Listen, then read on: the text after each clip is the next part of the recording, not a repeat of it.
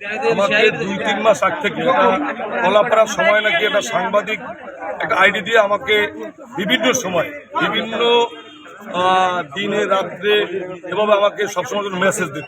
Message দেওয়ার পরে আমি তার কাছে একটা হোয়াটসঅ্যাপ নাম্বার দিয়েছি আমাকে, সে আমার সাথে হোয়াটসঅ্যাপে কথা বলতো যে তুই আমাকে 5 লাখ টাকা দিবি, যদি 5 লাখ টাকা না দাও তোর যে কিছু বিভিন্ন অশ্লীল কিছু ছবি আছে এবং তুই কার সাথে যাকে সম্পর্ক করো কি করো এভাবে তোকে আমি এআই দিয়ে ছবি বানাইয়া আমার এর আগে 2-3টে ছবি পোস্ট করছে।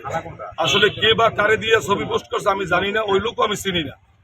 তারপরে সে আমাকে বিভিন্ন সময় হুমকি ধমকি দিত।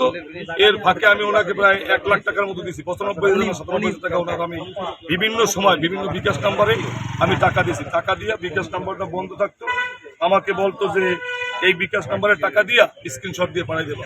আমি ওর সাথে বারবার রিকোয়েস্ট করছি যে মান সম্মান তো ভাই সবাই আছে, তবে আমি তো এই সমস্ত কাজে আমি কোনোদিনও জড়িত ছিলাম না, কিন্তু এখন যে আপনি আমাকে এভাবে কি জন্য করেন আমি সেটা জানি না। আসলে কয় না আপনার সাথে আপনি একটা মেয়ের সাথে সম্পর্ক করেন, আপনি কুয়াকাটা যান, এই করেন সেই অমুক তুমুক বিভিন্ন কিছু।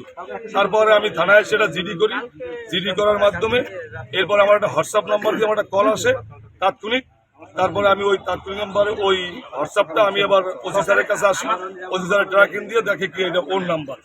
এরপরে আরো 2-3টা নাম্বারে যখন ট্র্যাকিং দিয়েছে তখন ওরে আমি একটা মামলা করি, মামলা করার মাধ্যমে ওকে ঢাকা একটা ইনফরমেশন দেওয়া হয় পটুয়াখালী র্যাব থেকে, ঢাকা 11 র্যাব, তাই ওকে গ্রেপ্তার করে। আমি আবার গেল কালকে 2 জন এসআই নিয়ে ঢাকা নারায়ণগঞ্জ সিদ্দিরগঞ্জ থানা থেকে আর উদ্ধার করেছি।